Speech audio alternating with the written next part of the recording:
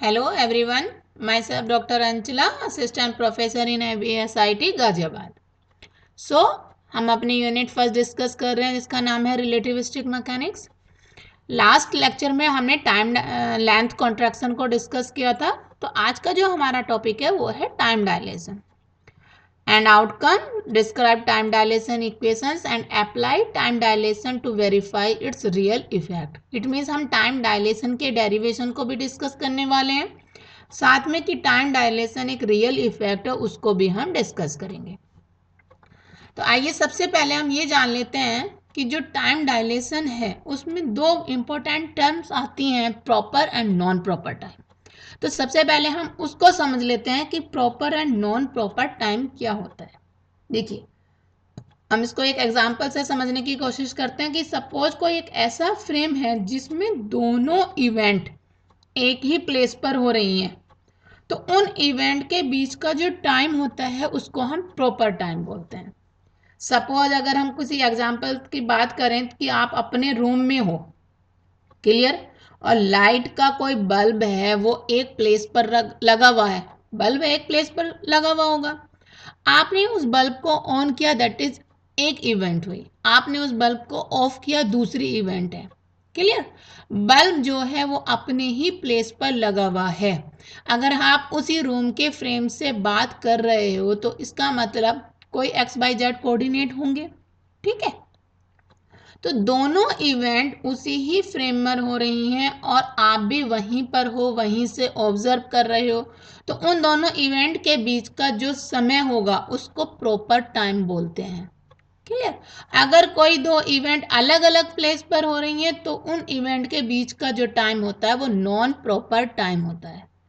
Clear, तो अगर हम इसकी डेफिनेशन की बात कर लें तो proper and non proper time क्या होता है, तो देख लीजिए कि proper and non proper time कि the time interval between two events which occur at the same position recorded by a clock in the frame in which the events occurs is called proper time। उस time को क्या बोलेंगे हम, proper time बोलेंगे। Clear, on the other hand, the time interval between the same two events recorded by an observer in a frame which is moving with respect to the clock is known as a non-proper time।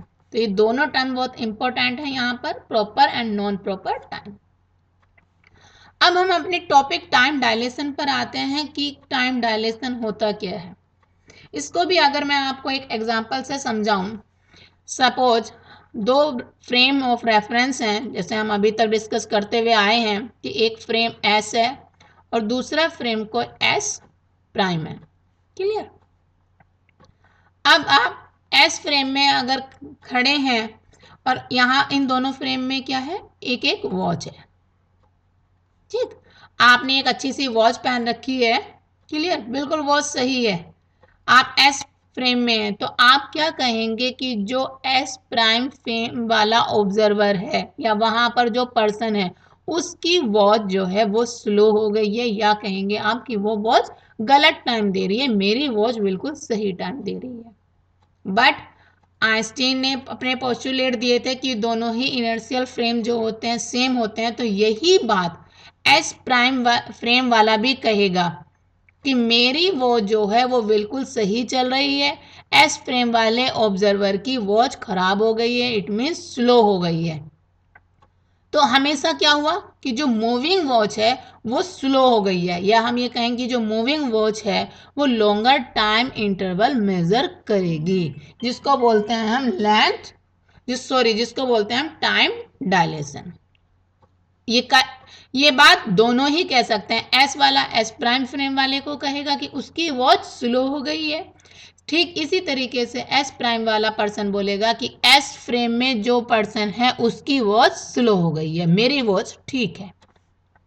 तो अगर हम definition की बात करें time dilation की, तो क्या definition होगी कि एक clock in a moving frame of reference measures a longer time interval between two events that occur in a stationary frame of reference than the same time interval measured by the clock in a stationary frame, and this effect is known as the time dilation। तो ये आपकी इस तरीके से time dilation की definition हो जाती है। अब हम टाइम डायलेशन के फॉर्मूले को भी देख लेते हैं कि क्या फॉर्मूला बनता है टाइम डायलेशन का। तो उस फॉर्मूले को देख लेते हैं। फॉर्मूला है आपका T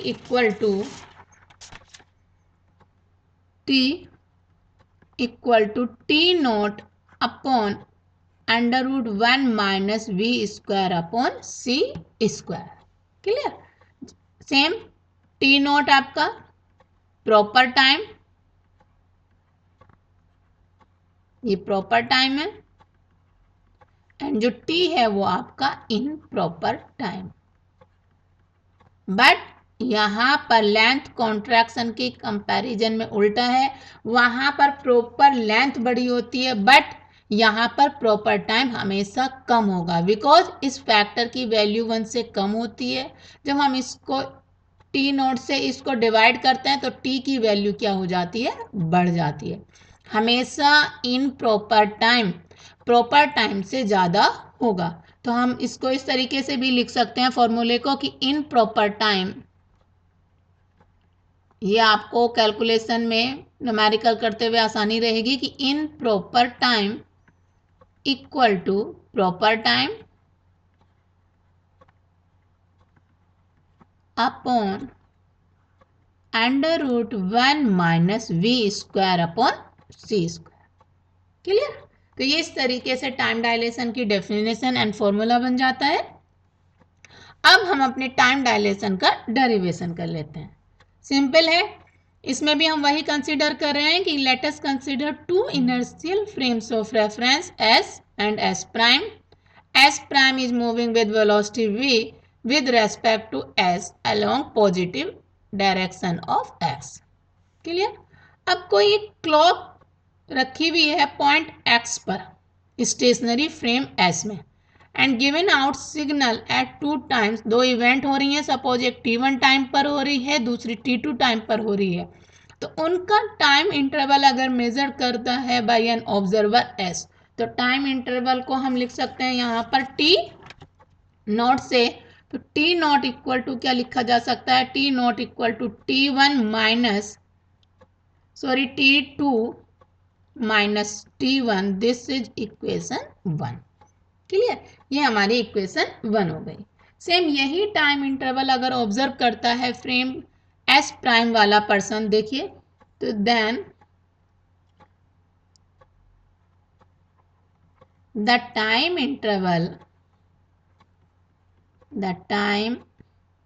interval observed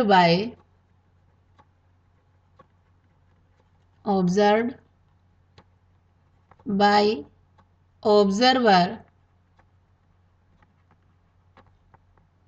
in frame S prime between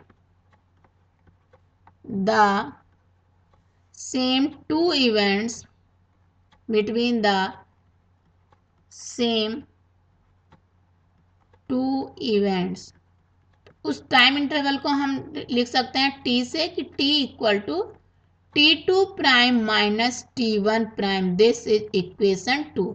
अब यहाँ पर हम फिर से लॉरेंस ट्रांसफॉर्मेशन यूज कर लेंगे, तो लिखेंगे फ्रॉम लॉरेंस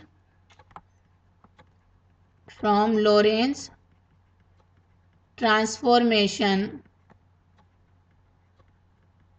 इक्वेशन, और वो क्या थी, t1 प्राइम इक्वल टू लिखा जा सकता है t1 minus X V over C square upon under root 1 minus V square upon C square, and t2 prime equal to t2 minus X V over C square upon 1 minus V square upon C square. इसको हम let us से 3 equation बोल दें। अब इस equation 3 को हम equation 2 में यूज करेंगे, तो यूजिंग इक्वेशन 3 इन इक्वेशन 2 में ये वैल्यूज को रख दें। तो देखिए हम नेक्स्ट पेज पे लिख लेते हैं।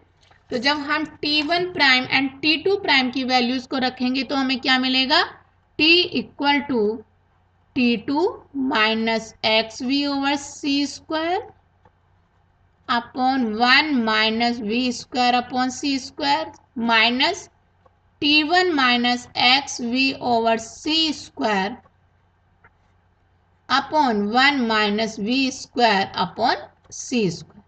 तो यहां से हमें क्या मिलेगा, T2 minus T1 upon 1 minus V square upon C square, और T2 माइनस T1 किसके इक्वल है, T नोट के।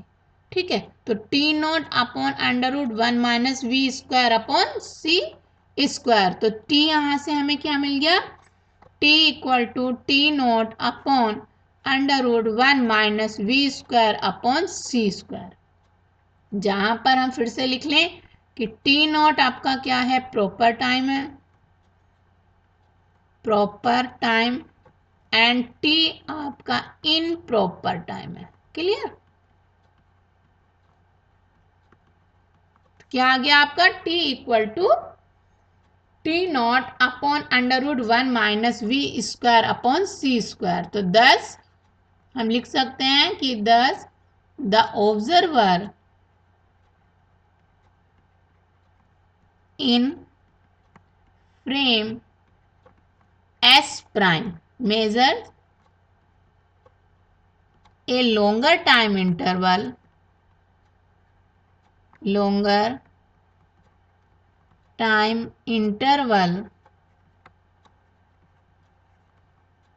between two events। क्लियर, अब सेम जैसे हमने लेंथ कॉन्ट्रैक्शन में इंपॉर्टेंट पॉइंट्स लिखे थे, हम यहाँ पर भी लिख लेते हैं कि क्या इंपॉर्टेंट पॉइंट्स आते हैं। तो हम अपना हेडिंग डाल सकते हैं, इंपॉर्टेंट पॉइंट्स, इंपॉर्टेंट। पहला पॉइंट क्या रहेगा, देखिए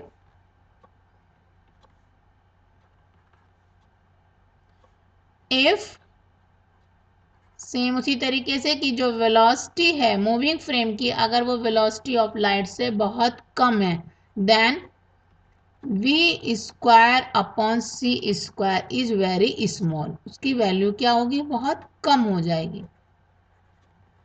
तो क्या कर सकते हैं, जब हम उसकी वैल्यू कम हो जाएगी तो उसको हम क्या कर सकते हैं, नेग्लेक्ट कर सकते हैं कि can be neglected.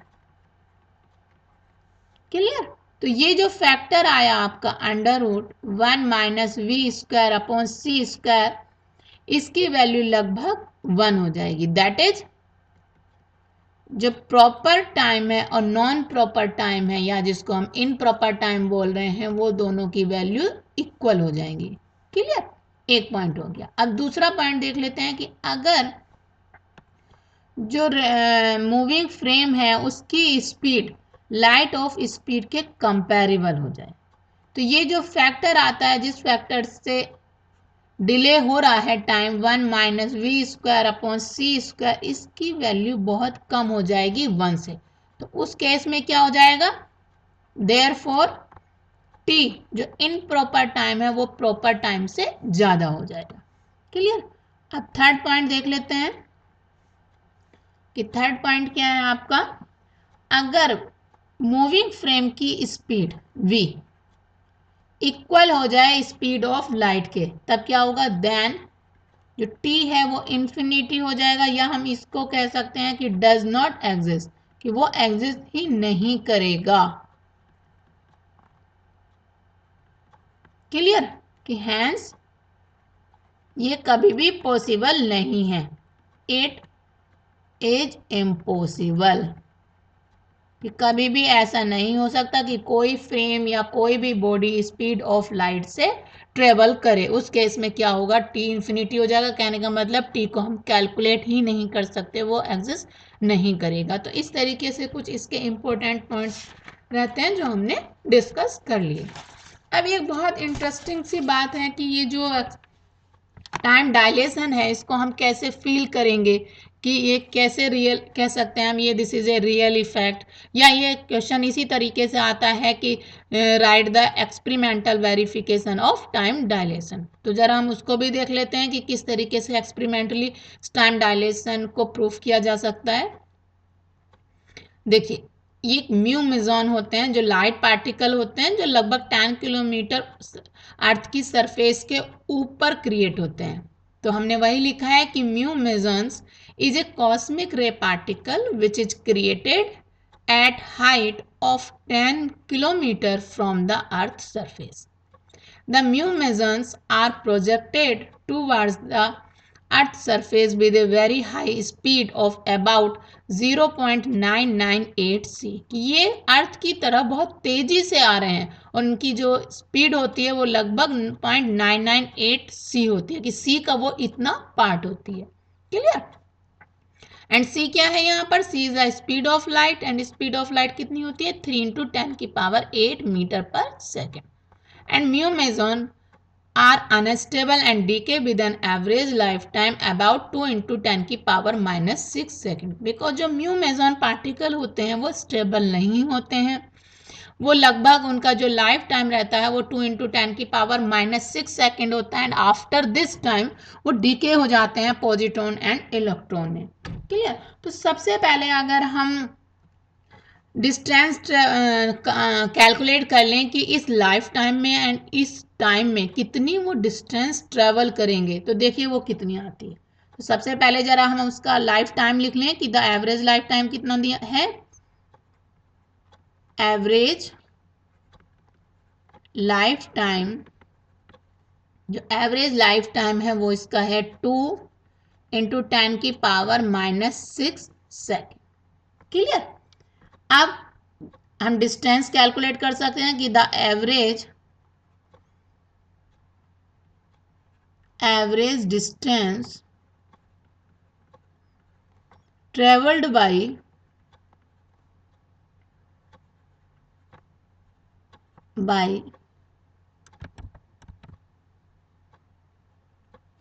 The mu meson, suppose हम उसको d से डिनोट कर दें तो d equal to V T, d equal to v कितना है यहाँ पर 0.998 और c की वैल्यू 3 इंटू 10 की पावर 8 और टाइम 2 इंटू 10 की पावर -6। तो यहाँ से अगर हम d कैलकुलेट करते हैं तो लगभग ये आता है 600 मीटर, या हम इसको कह सकते हैं 0.6 किलोमीटर। अब देखिए, उसने अपने इस लाइफ टाइम में इस कितनी डिस्टेंस ट्रेवल की, ओनली 0.6 किलोमीटर, बट कुछ म्यू मेजॉन पार्टिकल अर्थ की सरफेस पे भी पाए जाते हैं। तो क्वेश्चन ये अराइज होता है कि अगर वो ओनली इतनी ही डिस्टेंस कवर कर पाता है तो वो अर्थ पर कैसे पाए जाते हैं। तो उस क्वेश्चन का आंसर का जो एक्सप्लेनेशन किया जाता है वो टाइम डायलेशन से ही किया जाता है, कि ये जो लाइफ टाइम था वो उसके अपने फ्रेम में था, बट जो अर्थ का फ्रेम है उसमें जो लाइफ टाइम होगा वो कितना होगा। तो उसको कैलकुलेट करते हैं कि the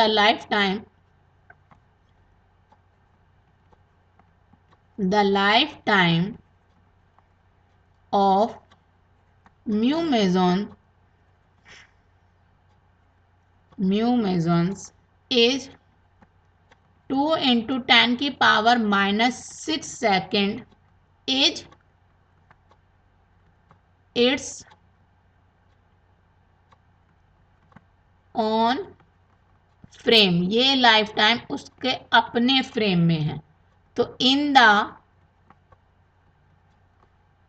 frame of reference of the earth, the life time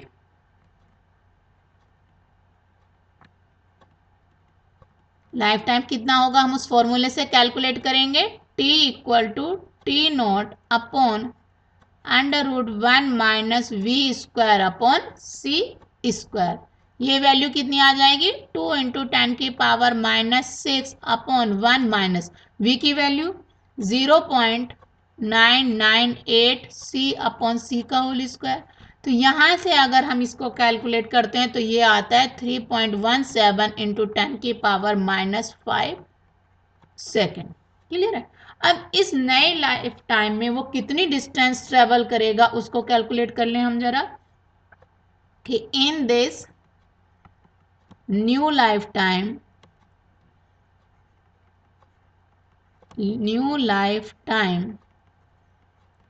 the distance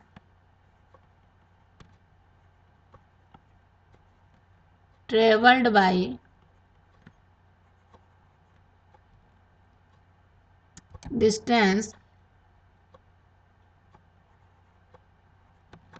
mu meson, वो डिस्टेंस अगर हम कैलकुलेट करते हैं तो देखिए कितनी आती है 0.998 इंटू सी की वैल्यू 3 इंटू 10⁸ और यहाँ पर अब जो हमें टाइम मिला वो कितना है 3.17 इंटू 10⁻⁻5। ये लगभग आपकी आती है 9500 मीटर, जिसको हम लिख सकते हैं 9.5 किलोमीटर, और इसी को हम लिख सकते हैं लगभग इक्वल 10 किलोमीटर। तो इट मीन्स कि जो अर्थ का फ्रेम ऑफ रेफरेंस है वहाँ पर उसका लाइफ टाइम चेंज हो गया। लाइफ टाइम चेंज होने की वजह से अब वो लगभग कितनी डिस्टेंस कवर कर सकता है 10 किलोमीटर कवर कर सकता है। तो इसीलिए हम बोलते हैं कि जो टाइम डायलेशन है वो एक रियल इफेक्ट है and this is the experimental verification of time dilation. तो आज के लेक्चर में हमने टाइम डायलेशन की डेफिनेशन, टाइम डायलेशन का किस तरीके से डेरिवेशन करते हैं with the help of Lorentz transformation equation, उसको स्टडी किया, और साथ में ही हमने ये स्टडी किया कि टाइम डायलेशन एक रियल इफेक्ट है या experimental verification of time dilation. Thank you.